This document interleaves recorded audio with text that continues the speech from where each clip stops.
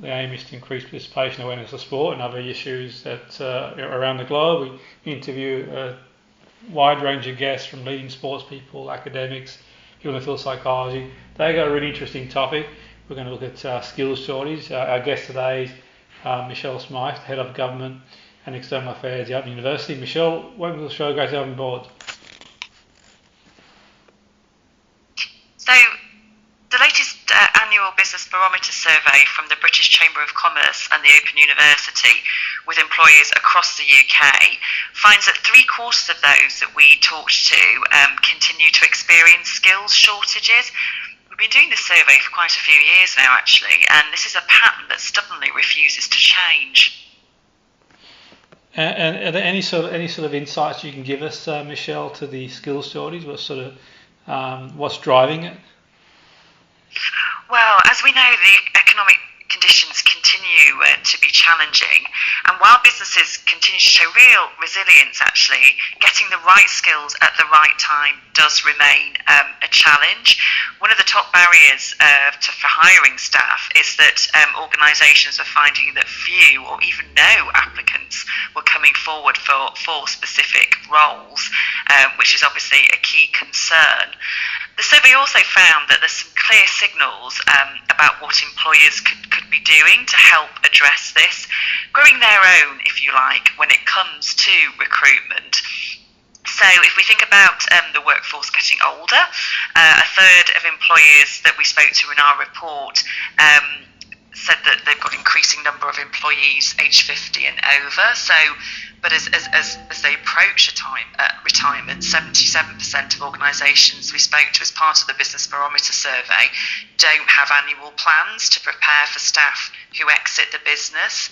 Diversity in the workforce, again, could be embraced more. So over half of the organisations don't have specific initiatives or skills programmes, if you like, to support specific talent pools. So we think about veterans, care leavers, those with a disability. I mean, 97% of businesses in the Business Barometer survey had no dedicated offer for care leavers or ex-offenders, and only 8% had a programme in place to support veterans. And what would you say the impact has on individual organisations and the wider economy? The impact is considerable. The ongoing skills shortage has a negative knock-on effect on existing staff morale and well-being. 3 in 4 of those that we spoke to as part of the Business Barometer report with the British Chamber of Commerce found that the impact is an increasing workload on existing staff. It's also impacting on reduced activity, output, and is starting to impinge on long-term growth plans as well. And what is meant by the hidden talent pool? So the hidden talent pool is thinking about the different components of your workforce, your employee base, and recognising that there are different aspects to that. And in particular, as part of this survey, we've been thinking of those that might be less representative from more potentially disadvantaged related groups. So concern there really is that these are groups that have a lot to contribute. Is there more that can be done to support them in some way? So, for example, in terms of an Open University partnership, the Open University partners with the John Lewis Partnership, which offers a new programme for young people who have been in the care system and can face significant barriers, challenges to entering and succeeding in higher education, and then obviously using that as a way to boost their employment opportunities.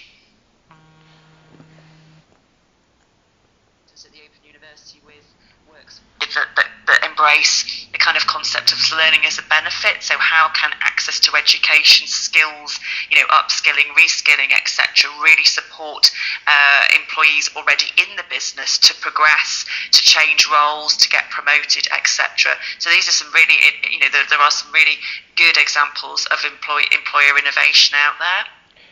Now, give us some good examples there, Michelle. I'm just thinking in terms of what can be done. What are some small wins, things that can be implemented, quickly, changes that can be made?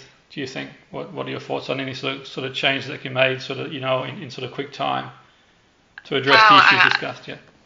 I therein lies the challenge.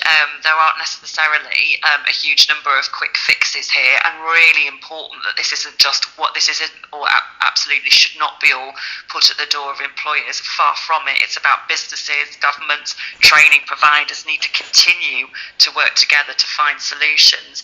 I mean, a key thing from an Open University perspective is we very much want to see more agility and flexibility. The Open University approach is very much based on an earn while you learn. So over 70% of our learners are in work and are juggling that with their higher education study, their module, their degree, their apprenticeship, their short course, whatever it is. So for governments to create an environment that supports businesses to do that more, to support them to increase investment in training and accessing those training opportunities, but also thinking about the support systems, frameworks, organisations out there, such as the British Chamber of Commerce, which embeds support for businesses at a local level throughout the country, are absolutely places to go to help support employers, and obviously a particular challenge for smaller SME employers too. And just for any sort of listeners wanting to know more about the report, where can they find information, Michelle? You can find more information about the report from the Open University and the British Chamber of Commerce at open.ac.uk/business. That was fantastic. Thanks for coming on board, Michelle. It was really interesting to hear, and no doubt our listeners, it's quite interesting and informative. They've got the details where they can find more information. My guess is there's no simple solutions to sort of... if only in some respects. It's chipping away at it, really. Absolutely. Thanks for your time, Michelle. It's Michelle Smyth, Head of Government and External Affairs at the Open University, who's given us valuable insight into the skills shortage and some of the things that are being done to address it. Thank you. You're very welcome.